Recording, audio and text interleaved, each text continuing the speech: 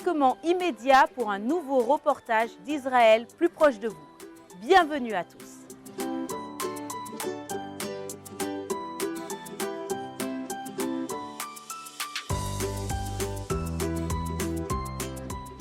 La présence des temples de Zorobabel et Salomon est irréfutable et bien connue.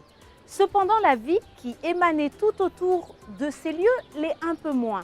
Alors laissons les pierres de Davidson nous raconter leur histoire avec l'aide de notre guide de ce jour qui est Moshe. Bonjour Moshe. Bonjour. Ça va? Très très bien. Toujours sous un beau soleil, Oui. c'est très agréable. Oui. Moshe, là tu nous as emmenés pas très loin de la cité de David, Non. à Davidson. Oui. Qu'est-ce que tu peux nous dire sur ce lieu? Bon. Ce lieu-là, il est très important. Il a beaucoup d'importance, mais c'est déjà, on parle d'une deuxième époque, c'est l'époque des Romains, l'Empire romain jusqu'aux Byzantins, même les croisades, ça va parler. Mais on va parler de ce qu'on voit autour de nous, c'est les murailles de rétention du temple qui est en haut, du deuxième temple. C'est-à-dire aussi le premier temple, il est là. Mais Hérode, le roi Donc Hérode... on parle du mur ouest? Du mur ouest, oui. Ok, c'est le Exactement. mur qui protège les murs qu'il y avait à l'intérieur avant du temple. Exactement.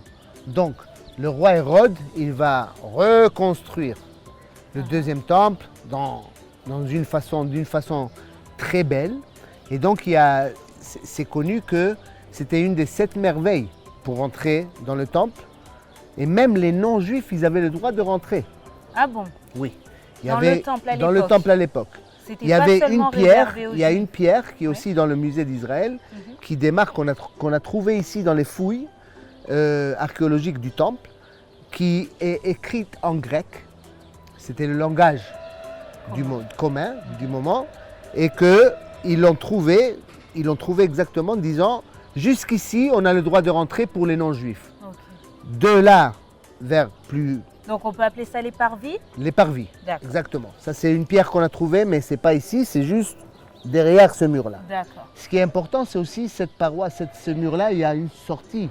Il y a comme une sorte d'arc qui sort, ok? Enfin Et le début en tout cas. le début d'une arc. C'est là, il nous montre exactement la rentrée des Juifs ou du peuple qui, dans les 3 fêtes juives, de Pessah, Shavuot et Sukkot, qui devaient rentrer par ici, vers le temple pour offrir ses sacrifices. C'est les 3 fêtes où on devait offrir un holocauste à Un l'Éternel. holocauste à l'Éternel. Ok, selon une ordonnance biblique. Exactement. Okay. Et donc, juste derrière ces murs-là, le petit mur. ce petit mur-là, il y a ce qu'on appelle la rue hérodienne ou le marché hérodien, donc où on faisait l'échange des bêtes pour l'argent, l'argent pour le manger. Et là, selon la tradition chrétienne ou catholique, c'est là où Jésus va tourner la table qui va se fâcher, qui va se dire fâcher. Ma maison est une maison de prière Voilà. et vous en faites Et vous une en faites caverne du de business, voleurs. voilà. Du business, Ok, alors donc c'est là, et regardez, c'est démarqué. Donc tu C'est dis vraiment- que c'est là que ça s'est passé, dans C'est la là ce rue qui s'est passé dans hérodienne. cette rue hérodienne, Ok. avant de monter vers le temple. Dans le temple. Ok.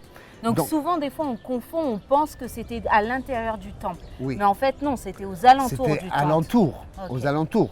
Parce que l'argent ne peut pas Rentrer. rentrer vers le temple. D'accord. Les sacrifices, on devait les amener déjà, on devait être prêt pour amener les sacrifices. Ok. Tout ce qui était l'échange ou la préparation avant de faire la prière, ça se faisait ici. D'accord. Il y a aussi un mikvé, un bain rituel juste à Pour côté se purifier. pour se purifier.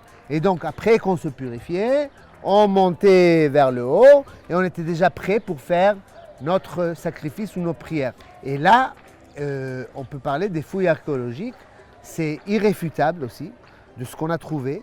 D'ailleurs, on voit les pierres sont de construction hérodienne. Quand on voit une relief comme 3-dimensionnelle dans la pierre, vous allez voir que c'est vraiment la signature d'Hérode. Ok. Parce que quand vous regardez vers le haut, les petites pierres, c'est déjà de l'époque de la première conquête musulmane.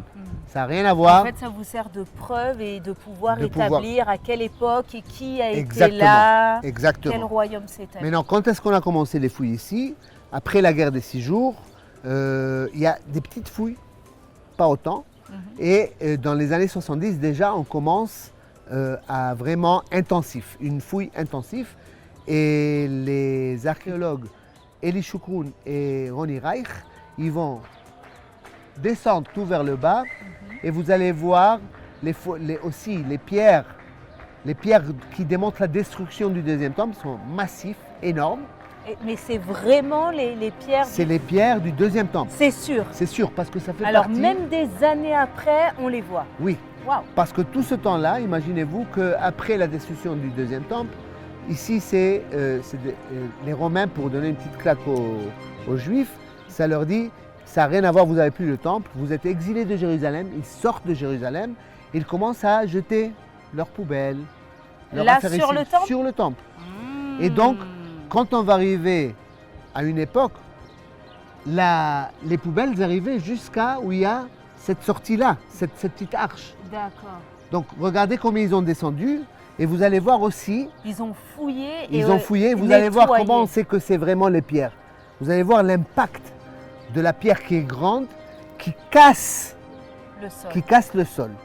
Donc c'est irréfutable. Ok. Et une autre preuve qu'on a aussi, c'est que dans le côté sud-ouest, il y a un petit coin, lesquels les Kohanim ou les prêtres juifs se mettaient debout et sonnaient la trompette pour annoncer le Shabbat ou le jour du repos.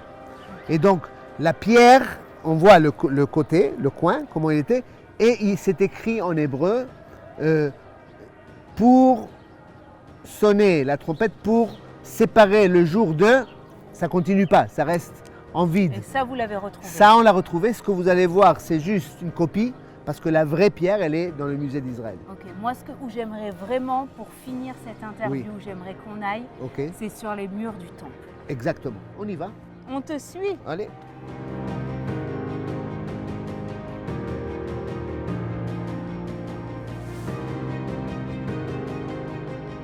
Ok Stéphanie, on arrive déjà à la conclusion, une très belle conclusion. Alors regardez, ça c'est, on monte les escaliers vers Le temple. le temple. Imaginez-vous qu'il y avait à peu près, on calcule, entre 1 million et 1,5 million qui montaient les 3 fêtes. Waouh. C'est beaucoup de gens. Où était l'entrée principale? L'entrée Est-ce qu'on la voit là? on ne la voit pas là. D'accord. On la voit quand on a vu l'arche. Ok.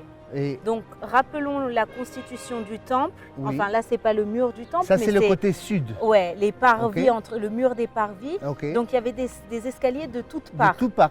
Parce qu'il D'accord. y a 4 portes principales. On rentrait par 4 portes. On est sûr que c'est les vrais escaliers du temple? Les vrais escaliers. Parce que Bémet. Parce qu'elles sont déjà creusées dans la montagne. C'est-à-dire, Ok. ce n'est pas des marches comme on doit construire. Elles On ont est été dans- taillées dans la montagne. C'est-à-dire parce qu'on est dans une montagne. Ouais, On est il ne dans faut jamais oublier que Jérusalem, c'est à 800 mètres d'altitude. Et quand on remet c'est des petits détails qu'on apprend avec toi Oui. ou dans les reportages qu'on fait. Exactement. Mais ça nous permet de mieux comprendre le contexte dans lequel la Bible a été écrite.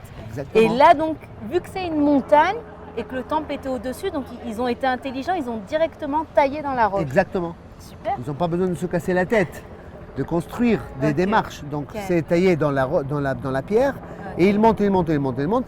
C'est sûr qu'après les murailles, après le mur, il y a maintenant déjà des marches déjà prêtes. Parce Ok, que c'est quand autre chose, c'est pas autre chose. authentique. Et on ne peut pas le voir aujourd'hui. Mais ça, c'est authentique. Ça, c'est authentique, 100%. Alors, super. Merci beaucoup. Merci à vous. Et puis à très bientôt. Ah, merci.